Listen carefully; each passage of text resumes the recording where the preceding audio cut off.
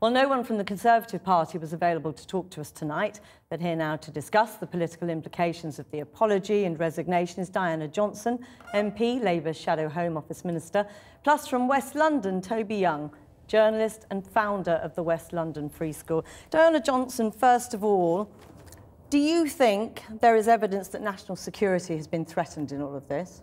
Well, we don't really know, and I think that's part of the problem. Whilst we've got this bickering going on between Michael Gove and Theresa May, we don't really know. And of course, national security is the key issue here. Yet Tristram Hunt, your education spokesman, has said that Michael Gove is guilty of gross negligence. You must think there is a very real danger if he's guilty of negligence. Well, what I think is that we need to hear from Theresa May. She's not said anything yet, and we need to know what exactly she was doing around the letter being on the Home Office website that was leaked to the press. We need to hear from her. She's lost one of her key members of staff, and it seems to me there's a clear breach of the ministerial code, but we need to hear from her. She needs to explain what she's been doing. This is in essence about the political feud, but I return to the point about the schools themselves. Some people would argue this is the central point of all of this.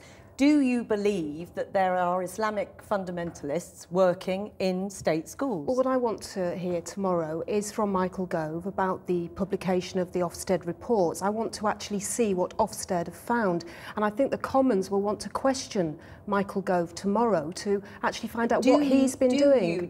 Does your party believe there is Islamic extremism in schools in We're Birmingham? obviously concerned because of the allegations that have been made, but we want to hear tomorrow what the Ofsted findings are. That's the clear and correct way of dealing with this.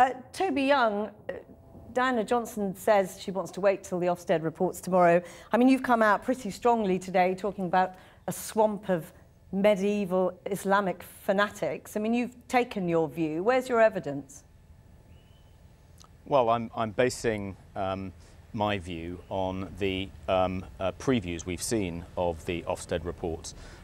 In the report of Parkview Academy, which is one of the schools at the centre of the Trojan Horse plot and one of the schools which is expected to be reprimanded by Ofsted tomorrow, it says that the non-Muslim members of staff feel intimidated by the predominantly Muslim governing body, that the children aren't properly taught about music and art because of the prohibition within some hardline Muslim sects against children listening to music, being exposed to figurative art. There seems to be quite a lot of evidence in that report. Just on that point about art and music, you yourself are a founder of a free school. The whole academy policy is about handing freedom to schools. Now, you have chosen to exercise it by teaching the children Latin in your school and various other ways.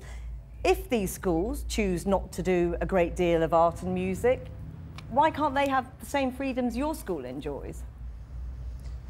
Well, you may be misunderstanding exactly how much freedom academies enjoy.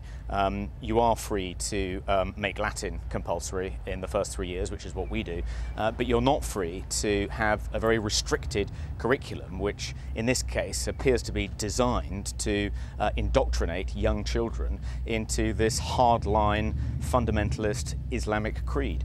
That's clearly against the rules. Academies don't have that freedom, and I think we should all be glad that they don't. On the political point that Diane is making, I think it's I think trying to score cheap political points about something as serious as this is beneath the Labour Party, quite frankly. I mean, this particular school was under the control of Birmingham City Council until last year when it became an academy. Birmingham City Council has been Labour controlled for decades. Nobody is making a cheap political point. I hope that the Labour Party would join. Nobody is making a cheap political point. National security is of the highest importance to all politicians. All members of Parliament will be very concerned about this.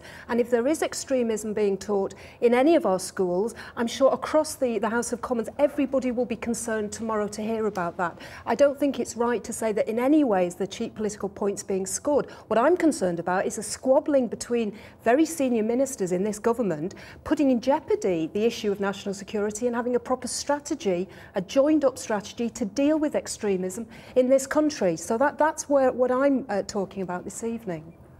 Very briefly, Toby Young, did Mr Gove make a mistake in the way he's handled this? I don't think he is making a mistake. I think that this is such a serious issue. It requires a joint response, a united front across the political spectrum. It does. And for Yvette Cooper, your boss, Diane, to go on television tonight and say that she's demanding Theresa May make an apology to Parliament for breaking the ministerial code, she's trying to score a cheap political point about something which the Labour Party should be taking collective responsibility Toby for Young, alongside Diana the government. Johnson, I'm really sorry we are going to have to leave it there. Thank you both very much for joining us.